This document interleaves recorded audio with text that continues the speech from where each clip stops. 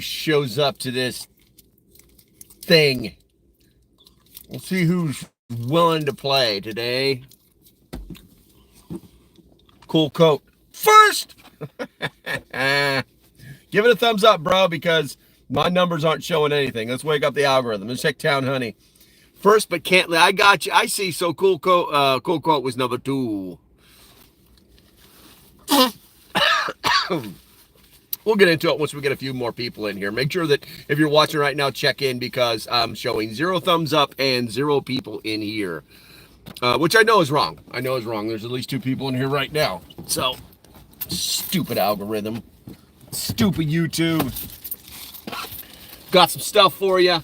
Once we get some people in here, make sure you guys check in so I know you're here, and I can get started at that point. Hopefully, hey, Tefel, good to see you, bro. I was actually thinking about you today. That's one of the reasons I did the live. Tefel reached out to me. He's checking on me, make sure I didn't get Hillaried, and that my mental health is strong. All right. Put that in the old pockaroony to pocket. All right. And for any of the people that are out there on the Rumble, what's up, Doug? Good to see you. Colombia. What you doing in Colombia, young man? Nothing but trouble. You're probably wearing your suit today, aren't you? I'll probably, once this is been processed, YouTube allows me to download it. So I'll probably download it and actually throw it out on Rumble. I'll probably cut some of this beginning stuff off. But I've been wanting to make this video about, for lack of better words, revolution, because I'm starting to think that we've got the terminology wrong. You know, everybody's like Civil War, and even I've done it a couple of times. But I'm starting to think that it's more our government than anything else. Hey, Ian, good to see you, bro. It looks like we're still building. We've got some people popping in. That's good. But I started looking at some of the similarities between what caused, like the actual data points that caused the American Revolution. The first one, anyway. If you didn't know, there was actually 2. But anyway, what caused the first one, and everybody's like taxation is theft and all this other stuff. And to an extent, you're right, but those are the broad, very overarching reasons. There were actually some very strong indications, and how they compare to today is kind of scary. It's kind of like, what is going on, man? What is going on? So I put some stuff on paper. I tried to paraphrase it as much as I could, but some of it, and then I even went out to Chat GTP and asked them what its perspective on this was, and it gave me some very, very surprising answers. Also, this is going to only probably be about 20 more minutes long, because I'm kind of on a timer right now, but I can do this in 20 minutes. I think I can too. What's up, Leroy? Good to see you, bro. Who is this guy? All right, so I called this the roadmap to revolution, because there were certain things that caused us, certain very definitive things that caused the American Revolution. Let's see. So what are the 3 main causes of the American Revolution? The major cause of American Revolution and how colonists in America contributed to the revolution include taxation without representation. We know about that. And then there was something called the Stamp Act and the Townshend Acts. And then there was something called the Intolerable Acts. And those are the big ones. Those are the ones that really all right, you just pushed us over the edge. And these were all done without consent of anybody in the colonial parliament at all. So the Intolerable Acts, which were actually 1774. They were also known as the Coercive Acts, because they were trying to coerce the United States, and this were actually the citizens of Boston, into doing stuff their way. So the coercive acts, there was actually 4 of them. Only 3 of them really had any real, really, okay, we're done with this. The 4th one was a little bit lesser. It's very well unknown, but you had what they call the Boston Port Act. Now, the Boston Port Act, the act authorizes the Royal Navy to blockade Boston Harbor. And the reason they did this was because everybody got tired of paying the tea tax. And so they started importing tea from other places. Boston and the Brits didn't like that, so this Boston Port Act authorized the Royal Navy to blockade the Boston Harbor. The blockade commenced on June 1st, 1774, effectively closing Boston's ports to commercial traffic. Additionally, it forbade any exports of foreign ports or provinces. So they weren't letting anything in whatsoever. Now, how does this connected modern day? Well, if you're in Texas, then you probably know that Texas wouldn't back down off the border issue. Went to the Supreme Court and they basically said, whatever, dude. No, we're not backing down. So what Biden did was he actually froze the gas export approvals internationally. Now, Texas is a huge natural gas exporter out of country. So basically what they were trying to do is apply pressure to the Texas state government via this export ban, in the same way that the Brits did it with the Boston Port Act. Now, what do we got here? The Department of Energy will halt LNG discussions until the underlying analysis, basically we think about it, a discussion can occur. And then you've got President Biden's politically motivated ban on American LNG exports is a monumental mistake that benefits our adversaries and global polluters like Iran and Russia. So basically, people just went and bought their liquid natural gas or LNG someplace else. Then there was the Massachusetts Government Act. The Massachusetts Government Act removed representative government. Modern day, appointed in today, what they've done is they've appointed bureaucrats to write federal rules that are essentially laws, and they have the ability to use force. So all these unelected bureaucrats and all these departments within the United States government have the ability to write these rules that have the force of law, which means that they can use force. And then they had the Act for the Impartial Administration of Justice. This increased the power of the government, giving them the ability to move a trial. Ooh, where have we heard that one before? This act eliminates the rights of a fair trial by one's peers. Now, in modern day, let's see here. It's called judge shopping. And when the left doesn't like what's happening, they try to get it into the 1st or the 9th court because they're super liberal. Also, there's something called jury packing. If you were to move a perfect example, New York jury against Trump, all Democrats. Atlanta jury against Trump, all Democrats. Now, they wouldn't even try Trump in a conservative state. They just wouldn't do it because they know they couldn't win. So that's the comparison between these two things, both old and modern. And then there was the 4th one called the Quartering Act. Now, the Quartering Act, it allowed high-ranking military officials to demand better accommodations for troops. It specifically indicated that soldiers were to be housed at the colonists' expense. Yeah, that's right. And we're not talking about the what is it? I think it's the 14th Amendment. I can't remember. Basically, one of our amendments in the Constitution says that we cannot be forced to house troops. That's not where this came from. This was something else. But I went on to ask Google, and so you can see where these things are coming together, where they're basically linked data points showing a road map to what could be revolution. Now, I did decide to get an alternate opinion. I asked Google this simple, or not Google, but I asked ChatGPT this simple question just to see what would happen. And it said, what are the five I asked, what are the five similarities between the U.S. current political situation and the political situation leading up to the U.S. Revolution? Let's see here. And its reply was actually pretty spot on.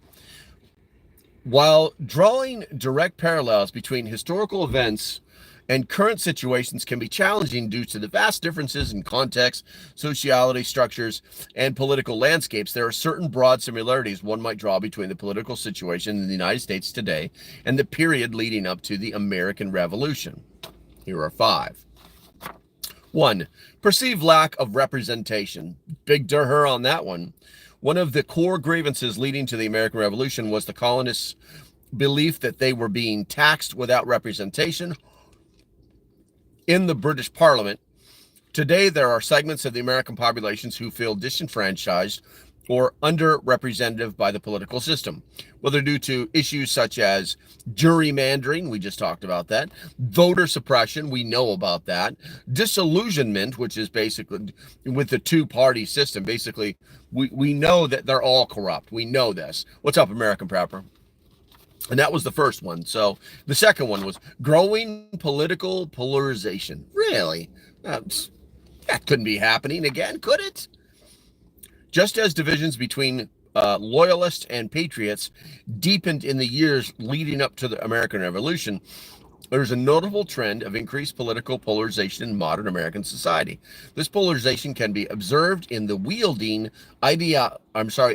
widening ideology gap between two major political parties, as well as the rise of extremists or fringe political movements. Growing political polarization. Yeah, I think we're there. The third one was debates over government authority and individual rights. The American Revolution was sparked in part by debates over the extent of government authority and the protection of individual rights. Similarly, contemporary political discourse in the United States often revolves around issues such as the balance between national security and civil liberties. We were just talking about this. What's up, Bradley? We were just talking about FISA a couple videos ago. Let's see here. Around the security, the scope of executive power and the role of government in regulating various aspects of public life.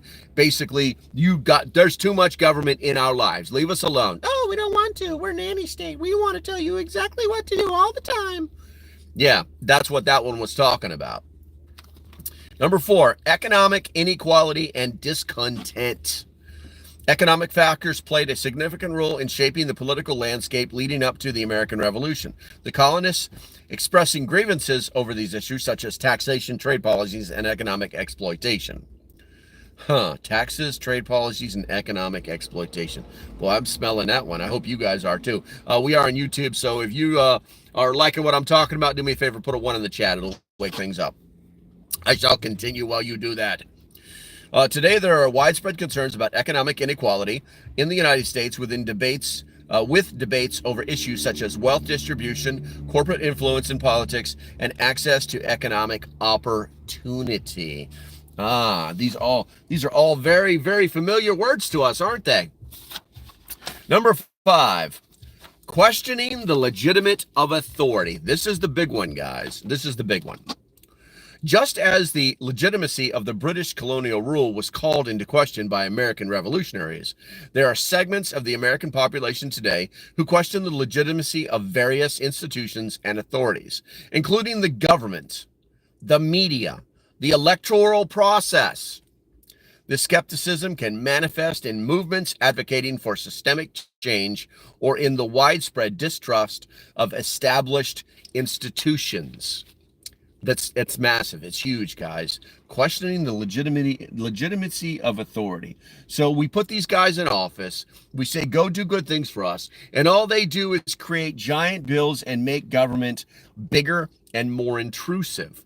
So, yeah, that's the problem. They've lost their legitimacy. Even some of the top players, what is it? I think the only guy who hasn't lost his legitimacy yet are the Pauls. Was it Rand and Ron Paul? These guys are still spitting truth like it's cool. So, Let's see here. I'm going to check here. Aaron just popped in. Aaron, I've read any type of revolutionary civil war would be more like the Irish Civil War. I don't have any studies on the Irish Civil War, but I think we need to be careful with the terminology, because that's the whole purpose of this live stream.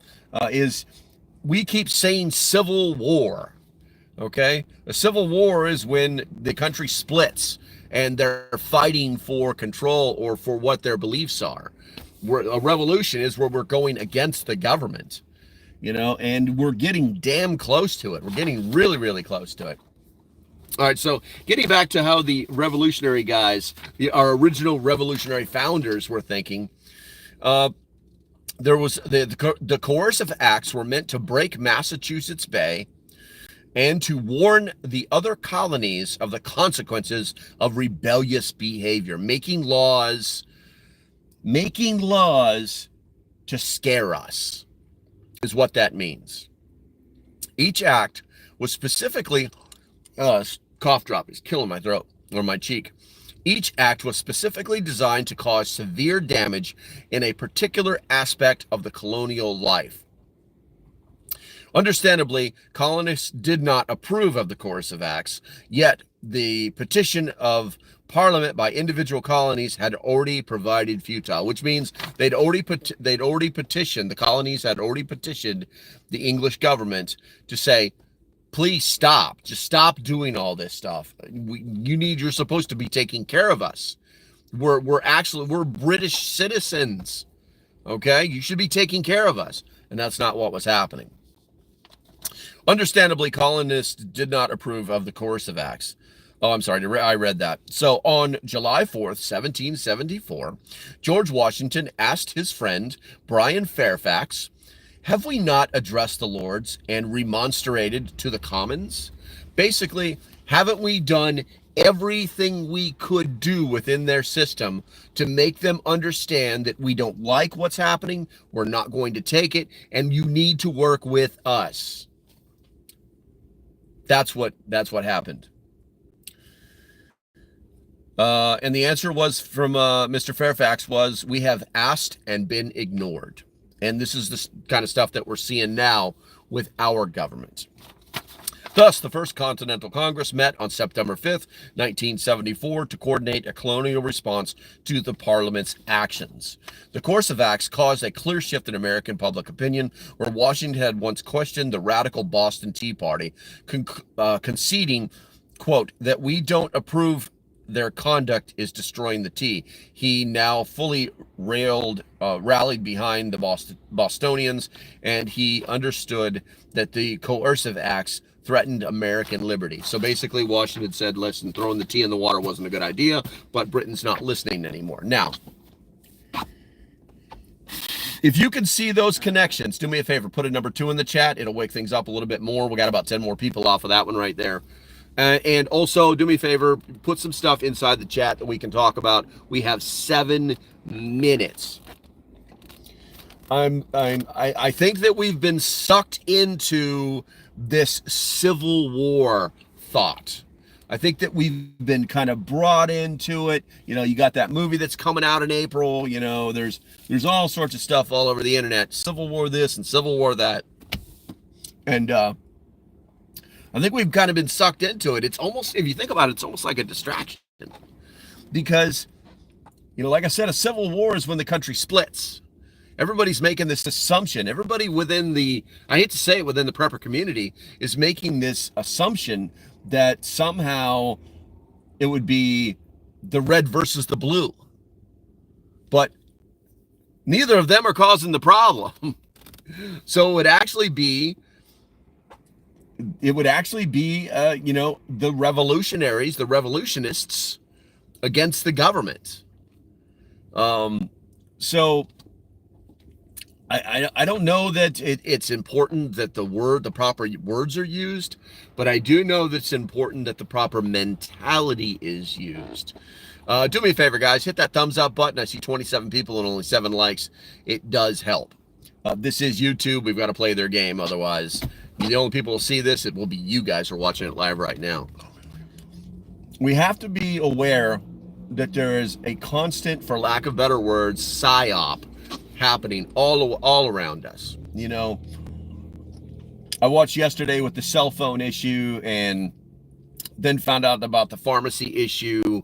You know, there was even people out there like using the down detector and saying, look, it affected everything. It's a cyber op. Yeah.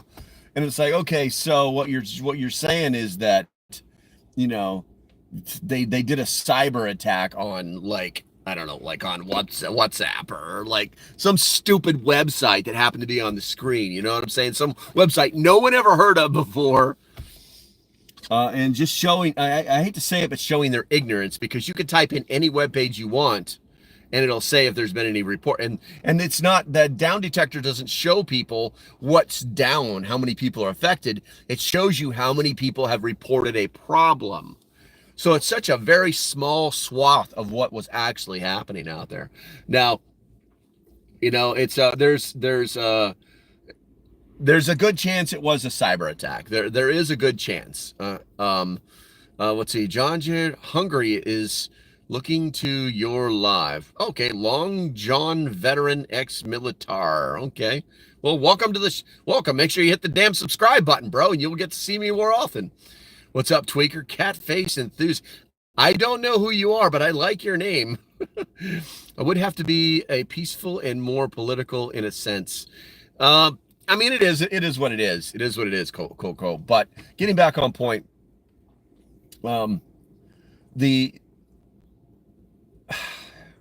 so it's called an exploit, all right? And so once they decide they're going to attack something, they've already got something in place. They didn't just wake up in the morning and go, you know, like in the movie Hackers and stuff, which is really showing my age. Well, we're going to go and attack, and we're going to backdoor, and we're going to get in, we're going to pop with the Trojan. Oh, my God. There's something already there. It was already something. What's up, Griffin?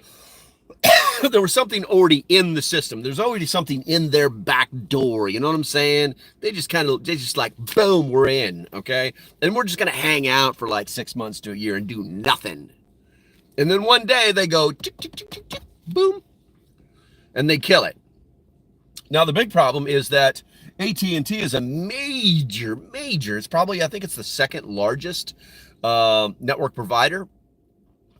But because Verizon's the number one. It's actually Chinese, but anyway. But they're not going to be like, oh, yeah, we got hacked, guys. Sorry. There's going to be like letters get sent out to your emails. On such and such and date, we confirm this and confirm that. We're really sorry for the inconvenience because we're freaking stupid, you know, because we let our guard down. That's what happened. You know what I'm saying? And that's how it's all going to play out.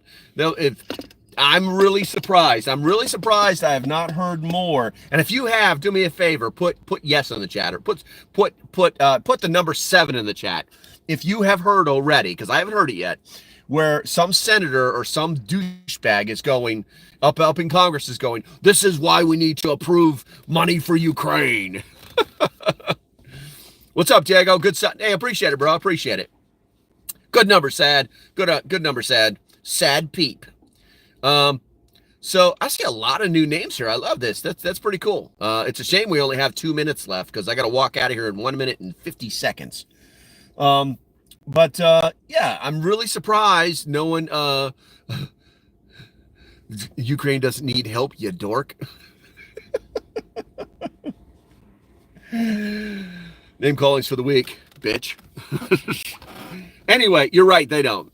I'm not a supporter of the war in Ukraine. So have a Coke and a smile. If you don't know what that is, look it up. Let's see here. Hey, one from the Northwest. Nice. Let's see, Georgia. What do we got here? Where are you at? I am on the eastern shore of Virginia. Where are you at? Let's see here. But that's, in the end, that's what this all comes down to, guys. You know, I'm not saying that they'll try to spin this. You know, what was it? That super lefty guy back from the Obama administration, never let a crisis go to waste. You know, Tuscaloosa. Gotcha, bro. So I'm very surprised if today that's not all the talk, you know, about how they need more money for Ukraine and how we need to sign the FISA bill and 702. And yeah, that's what we need to do because, yeah, You know, and that's what they're gonna do. What's going on, Spags? Hey, Spags, you just reminded me. Hey, guys, I only have like 20 seconds left on this live stream, so don't run away. Listen, I'm telling you something really important. Tonight, 8 p.m. Eastern, I'm actually going to have Spags Unfiltered. You probably see him right there someplace. Look in your chat. I don't know. I can see him right here on my chat. I'm going to have this guy on. We're going to be talking about a lot of different things, but we're also going to be talking about something coming up called the Northwest. I always screw this up. Northwest Preparedness Project. I think that's the name of it. If I'm wrong, type it. Type it, Spags. There's my alarm. I'm going to dismiss it for a minute. That's what we're going to be talking about. We're going to be talking about the who's, the what's, the where's, the when's, the how's, and the why's, the 5 W's of everything in life about this project where people are meeting up. And I mean, it's going to be wild. And then on top of that, and then after that, we're going to talk about a little bit about the prep stock that's going to be coming up. So, guys, Midwest, there you go. Midwest Preparedness Project. There we go. Cha-cha. All right, guys, that's going to be about it for today. Don't forget about that, 8 p.m. tonight. Stay safe. Have a great day, and I shall see you when I see you. Bye-bye. Where's a damn off button on this thing?